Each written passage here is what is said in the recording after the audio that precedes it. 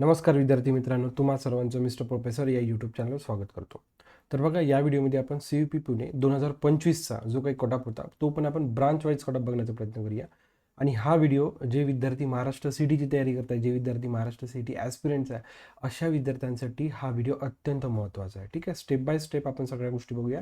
आणि हा संपूर्ण जो काही डाटा आहे आपण ऑफिशियल ऑफिशियल म्हणजे CETच्या वेबसाईटवरनं म्हणा किंवा CUP पुणेच्या ऑफिशियल वेबसाईटवरनं आपण हा डाटा घेतलेला आहे. आपल्या मनानं आपण इथे काहीच बोलत नाही आहे. सिव्हिल इंजिनिअरिंगसाठी बघू शकता तुम्ही कॅटेगरी वाईज लेफ्ट हँड साईडला आणि राईट साईडला रिक्वायर्ड पर्सेंटाईल लास्ट इयरला किती होते. यावरून एक अंदाज येतो की 2026ला तुम्ही आता ही जी काही एक्झाम देताय तर यावर्षी तुम्हाला किती कट ऑफ लागू शकतो. किंवा जो CUPसाठी ट्राय करतो, अशा मोठ्या मोठ्या कॉलेजसाठी ट्राय करतो, त्याला एक बेसिक अंदाज यावा यासाठी आपला हा व्हिडिओ. बघा, लेफ्ट हँड साईडला कॅटेगरीज आहे. जनरल ओपनसाठी 98.62. मग ते 7 डिजिटचं आहे. आता तिथपर्यंत जात नाही मी, फक्त 2 डिजिट घेऊया. SCसाठी 95.62, STसाठी 92.41. बघा, थोडं जशी कॅटेगरी लागतं ओपन नंतर थोडा कटऑफमध्ये चेंज दिसतो तुम्हाला.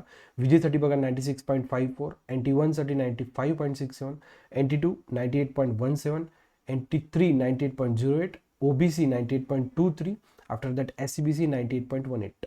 इथं लक्षात, कॅटेगरी वाईज थोडा कट ऑफ चेंज होतो, ओपनचा जास्तच राहतो. यात काही शंका नाही. आफ्टर दॅट तुम्ही जर बघितलं OBC बघा, SCBC बघा, इवन NT2 आणि NT3 मध्ये पण तुम्ही बघू शकता कट ऑफचा काय लेवल होता. याच्या लक्षात. बघा, कम्प्युटर सायन्स आणि इंजिनिअरिंग सर्वांची फेवरेट ब्रांच असतं, त्याच्यामुळे या ब्रांचचा जर कट ऑफ जर बघितला आपण तर सगळ्यांचे डोळे उघडणार. जनरल ओपनसाठी बघा 99.89, SCसाठी 98.91, STसाठी 95.83, विजेसाठी 99.35, NT1 99.69, NT2 99.40 आणि NT3मध्ये 99.80, OBC 99.79, SCBC 99.79. ऑब्व्हियसली म्हणजे जो विद्यार्थी महाराष्ट्रातनं टॉप 200मध्ये येतो किंवा 100मध्ये येतो, अशाच विद्यार्थ्यांना VGTI म्हणा, CUP म्हणा, अशा SPIT म्हणा, PICT म्हणा, अशा कॉलेजमध्ये लागण्याची शक्यता राहते. त्यासाठी हा कट ऑफ जर तुम्ही बघितला तर तुम्हाला नियर अबाउट एवढं म्हणजे नियर अबाउट इतके पर्सेंटाईल हवं आहे तुम्हाला. जर कम्प्युटर सायन्स आणि इंजिनिअरिंग तुम्हाला ते पण कुठे CUPमध्ये जर पाहिजे असेल तर. इलेक्ट्रिकल इंजिनिअरिंगसाठी बघा, ब्रांच वाईज म्हणा, कॅटेगरी वाईज म्हणा, थोडा कट ऑफ चेंज होतो. जसं की आपण इनिशियली सिव्हिलचं बघितलं, सिव्हिलचा थोडा कट ऑफ कमी होता.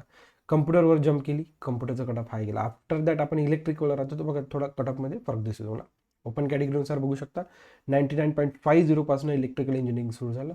SC ST कॅटेगरी वाईज तो कट ऑफ काय झाला बघा. STसाठी जो काही कट ऑफ आहे थोडा 89.29. म्हणजे एखादा विद्यार्थी जर या पर्टिक्युलर कॅटेगरीचा असेल तर मेहनत घ्या.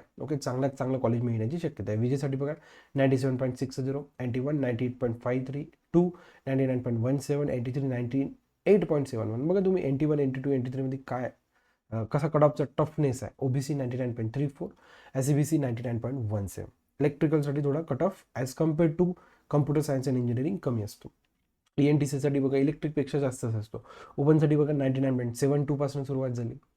जर तुम्ही SC बघितलं 98.35, ST 94.43, विजे 98.90, NT1 99.30 बघा, 99.38, 99.49, NT3, OBCसाठी 99.58 आणि SCBCसाठी 99.5.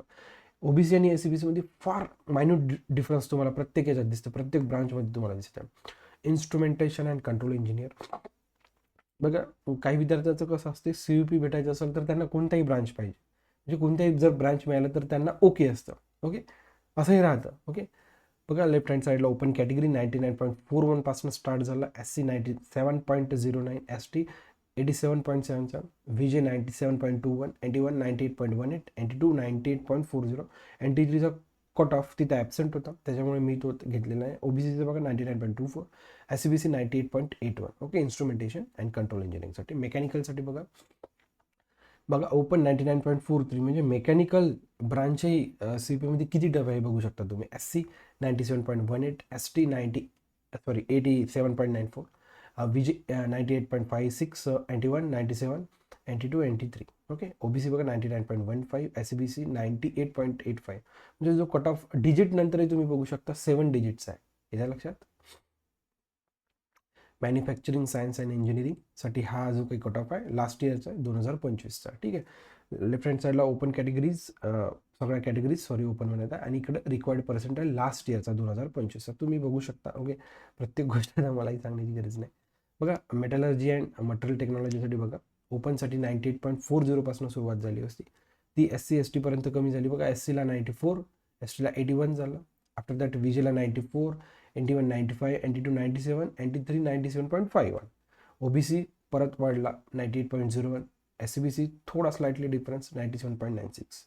SCBC आणि OBC मध्ये खूपच कमी फरक असतो बघा. Last branch artificial intelligence and machine learning, AI and ML म्हणजे फ्युचरिस्टिक ब्रांच आहे. या ब्रांचला खूप महत्त्व आलेलं आहे काही दिवसात, म्हणजे या काळातच.